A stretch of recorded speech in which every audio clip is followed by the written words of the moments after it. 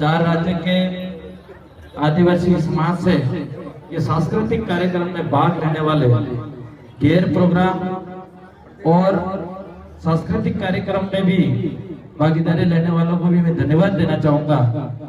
और हम यही उम्मीद करते हैं कि आप अपनी जो संस्कृति है, जो परंपरा है, उसको बचाए रखें और उसको हमको आगे बढ़ाना है।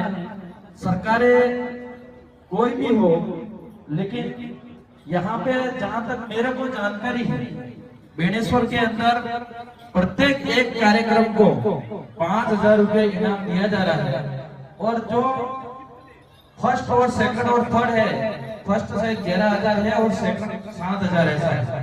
तो हमें सरकार की तरफ से तो मिल रहा है, लेकिन इसके अलावा भी हमारे ये जो संस्कृति हम यहाँ पे हमारी परंपरा बताते हैं, ये हमारे गांवों के अंदर भी जीवित रखना होगा।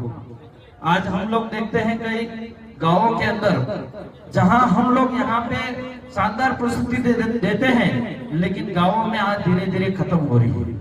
आज ये घेर प्रोग्राम शानदार मैंने देखा। हम छोटे थे तब हमारे होली से पहले 15 दिन पहले हम घेर खेलते थे और 15 दिन ऐसे खेलते थे जो पूरी तरह से शाम को 7 से 10 बजे तक हर गांव के हर फले के अंदर ढोल बजता था और घेर खेली जाती थी। वो परंपरा भी हमारे गांवों के अंदर जीवित रखना होगा। यही हमारे आदिवासियों की पहचान है। धन्यवाद सर। मैं एक और जानकारी चाहूंगा कि जब आज के इस परिवर्तन समय में जब मोबाइल और मीडिया का इतना प्रभाव है, हमारे युवाओं को आप क्या कुछ संदेश देना चाहेंगे कि हमारी न केवल इस संस्कृति के साथ में बल्कि हमारे इस पूरे क्षेत्र में एक अच्छा सा विकास हो, उसके लिए युवाओं की भागीदारी के लिए, क्योंकि सर आप युवा हैं तो विशेष तौर से हम लोग चाहेंगे कि इसके लिए क्या कुछ विचार रखते हैं। देखो, मोबाइल एक ऐसी चीज है, पॉजिटिव भी हो और नेगेटिव भी है। मोबाइल के अंदर बहुत कुछ है जो हम पा सकते हैं और मोबाइल के अंदर ऐसी बहुत सारी गंदी चीजें भी आती है जो उसको देख के हमारा समाज बिगड़ सकता है, हमारे लोग, हमारे युवा पीढ़ी भी बिगड़ सकती है। तो हम लोगों को हमारे समाज को अच्छा बनाने के लिए और हमारे युवा साथियों से मैं ये कहना चाह रहा हूँ कि मोबाइल के अंदर अच्छी अच्छी चीजें मिलती है। हम लोगों को देश और दुनिया की जानकारी मिल सकती है, हमारे पढ़ाई संबंधित हमें जानकारी मिल सकती है, हमारे इस सांस्कृतिक बारे में जानकारी मिल सकती है। हमें बहुत कुछ मोबाइल देता है, लेकिन इसी तरह से अगर मोबाइल से जितना हो सके इतना हम ले सकते हैं, लेकिन एक तरफ देखें तो खराब चीजें भी हम जो मोबाइल के अंदर आती है वो नहीं लेनी चाहिए, मेरा मानना है। सर एक और जानकारी, चूंकि आप जनप्रतिनिधि है सर, अभी आपने कहा कि जिला प्रशासन की तरफ से इतना इनाम दिया जाता है, इतनी भागीदारी है, तो जन कल्याणकारी योजनाएं राज्य सरकारों की बहुत अच्छी होती है। तो हम लोग आपसे जानना चाहेंगे सर, आप जनप्रतिनिधि के तौर पर ऐसा क्या कुछ प्रयास करेंगे कि वो तमाम जन कल्याणकारी योजना एक आम जन तक, नीचे तबके तक पहुंच पाए। आज की तारीख में मैं आपका सवाल का जवाब देना चाहूंगा।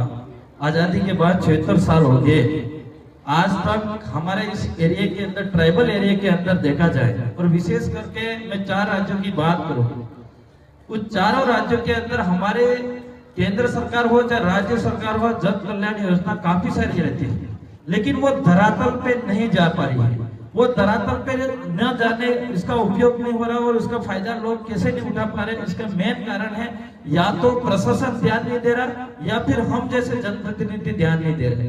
मेरा एक ही संदेश है कि हम लोग चाहे कोई भी हो, केंद्र सरकार, राज्य सरकार की जितनी भी योजना है, इस योजनाओं को धरातल पे लाने के लिए और उस धरातल पे आम जन को फायदा दिलाने के लिए हम प्रशासन और जनप्रतिनिधि की जिम्मेदारी, उसको कर्तव्य को पूरी तरह से निभाना चाहिए।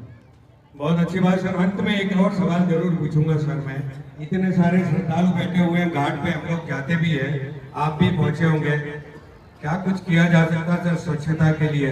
लेकिन कहीं आत्मा दुखती है जब वहां देखते हैं कहीं गंदगी हो, उनके लिए भी आप एक, क्योंकि आपकी बात सब जन जन तक पहुंचती है, तो स्वच्छता के लिए आपने ये सवाल भी पूछा।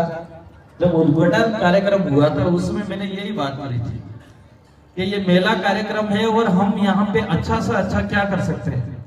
और वहां पे मैंने ये भी कहा था कि इस मंच पे कि मैं इस मेले के लिए मेरी तरफ से जितना हो सके इतना बजट देने के लिए तैयार हूँ, लेकिन अन्य जनप्रतिनिधि भी बैठे थे और उनको भी मैंने कहा था कि आप भी संवैधानिक पोस्ट पे हो तो जितनी मेरी जिम्मेदारी बनती है इतनी आपकी भी बनती है और आपका भी सहयोग मिलेगा। तो यहाँ इसी मंच से घोषणा होगी तो मैं समझता हूँ इस बेड़ेश्वर एक तरफ से चमकेगा ही।